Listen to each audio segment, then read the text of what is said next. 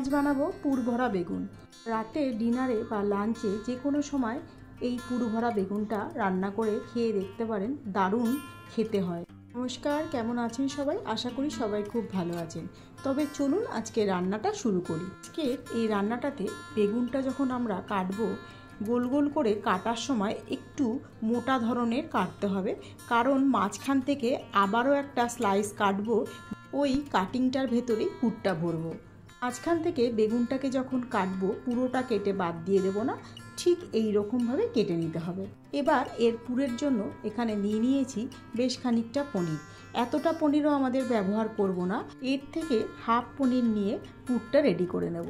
এবার গ্যাসে বসিয়ে দিয়েছি একটা ফ্রাই প্যান, তার মধ্যে প্রথমেই দিয়ে দিলাম সর্ষের তেল, আর দিয়ে দিয়েছি চামচ মতো আদা বাটা, হাফ চামচ মতো হলুদ গুঁড়ো, 1 চামচ মতো ধনে গুঁড়ো, আর হাফ চামচ মতো জিরে গুঁড়ো, আর সামান্য পরিমাণে গরম মশলার গুঁড়ো। এখন সব মশলাগুলোকে গ্যাসের ফ্লেমটা লো টু মিডিয়ামে দিয়ে 1 মিনিটের জন্য তেলের মধ্যে একটু ভেজে নিতে হবে। এরপর মশলা থেকে একটা সুন্দর গন্ধ বেরিয়ে আসলে তখন তার মধ্যে দিয়ে দেবো গ্রেট করা পনিরটা। এবারে দিয়ে দিচ্ছি সামান্য পরিমাণে নুন, আর এখানে পুরো পনিরটা ব্যবহার করিনি, খুব সামান্য পরিমাণেই ব্যবহার করেছি। এবার দিয়ে দেব ভেজে রাখা বেসন 2 চামচ মতো। সব কিছুকে বেশ ভালোভাবে নাড়াচাড়া করে আবারও মিলিয়ে নেব। আর এখানে এখন দিয়ে দিচ্ছি বেশ খানিকটা চিনি, কারণ এরকম নিরামিষ রান্নায় পুরটা একটু মিষ্টি না হলে ভালো লাগে না। এবার রেডি করে নেব গ্রেভির মশলাটা। এর জন্য নিয়েছি সামান্য আদা, কাঁচা লঙ্কা, কাজু বাদাম আর পোস্ত। এবার ব্লেন্ডারে দিয়ে ভালোভাবে একটা পেস্ট রেডি করে নেব। এদিকে পুরটা রেডি হয়ে গেছে, নামিয়ে নিয়ে ঠান্ডা করে নিয়েছি। প্রত্যেকটা সবকটা বেগুনের মধ্যে একে একে ভরে নেব। পুরটা ভরে নেওয়ার পর হাত দিয়ে একটু বেগুনটাকে চেপে দিলেই পুরটা আর বেরিয়ে আসবে না। এই একইভাবে প্রত্যেকটা বেগুনের মধ্যে পুরটা ভরে নেব। সবকটা বেগুনের মধ্যে বেশ ভালোভাবে পুর ভরা হয়ে গেছে। এখন গ্যাসে একটা কড়াই বসিয়ে দিয়েছি, তার মধ্যে দিয়ে দিলাম খানিকটা সর্ষের তেল।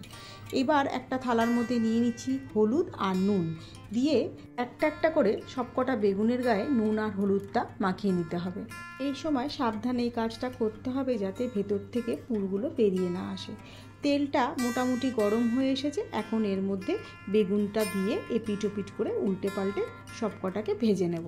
বেশি কড়া করে ভাজবার প্রয়োজন নেই, একটু নিবু আজে এপিট ওপিট করে উল্টে পাল্টে ভেজে নিলেই হবে। দুপিটি বেশ ভালোভাবে ভাজা হয়ে গেছে, এখন নামিয়ে নিচ্ছি। এবার কড়াইতে আবারও তেল দিয়ে দিয়েছি, তার মধ্যে ফোড়নে প্রথমেই দিয়ে দিলাম বেশ খানিকটা কালো জিরে, আর দিয়ে দিচ্ছি বেটে রাখা মশলাটা। এবারে দিয়ে দেব সামান্য বাটি ধোয়া জল। মশলাটাকে বেশ ভালোভাবে মিশিয়ে নিয়ে তার মধ্যে দিয়ে দেব সামান্য পরিমাণে চিনি, আর দিয়ে দিচ্ছি আগে থেকে ফেটিয়ে রাখা 2-3 চামচ মতো টক দই। এখন গ্যাসের ফ্লেমটা লো টু মিডিয়ামে দিয়ে মশলাগুলোকে খুব ভালোভাবে কষাতে হবে। এই সময় গ্যাসের ফ্লেমটা বেশি হাই হিটে থাকলে টক দইটা ফেটে যেতে পারে। মশলাগুলো কষাতে কষাতে বেশ সুন্দর একটা তেল ছেড়ে বেরিয়ে এসেছে। এখন এর মধ্যে দিয়ে দিচ্ছি টেস্টের ব্যালেন্সের জন্য সামান্য পরিমাণে চিনি। আবারও সব কিছু বেশ ভালোভাবে মিশিয়ে নিয়ে তারপর দিয়ে দেবো এর মধ্যে সামান্য পরিমাণে একটু জল। জলটা দেবার পর আবারও 2-1 মিনিট ভালোভাবে ফুটতে দেব। তারপর একে একে এর মধ্যে দিয়ে দেবো ভেজে রাখা বেগুনগুলো দিয়ে আবারও 2 থেকে 3 মিনিট রান্না করে নেব লো ফ্লেমে। এতে যেটুকুনিও বেগুন সেদ্ধর বাকি ছিল বাদ বাকিটা হয়ে যাবে। এইরকমভাবে উল্টে দিয়ে আরেক পিঠকে সেদ্ধ হতে দেব। ভাজার সময় মোটামুটি প্রায় সেদ্ধই হয়ে এসেছিল, বাদ বাকিটা ঝোলের মধ্যে সেদ্ধ হয়ে যাবে, আর মশলাটাও বেগুনের গায়ে বেশ ভালোভাবে ঢুকে যাবে। আজকের বেগুনের এই রেসিপিটা আপনাদের কাছে কীরকম লাগলো জানাতে ভুলবেন না। যদি ভালো লেগে থাকে তাহলে লাইক, কমেন্ট, শেয়ার করে পাশে থাকার অনুরোধ রইল। আজ তবে এই পর্যন্তই, দেখা হবে অন্য কোনো নতুন রেসিপির সাথে। সবাই খুব ভালো থাকবেন আর সুস্থ থাকবেন।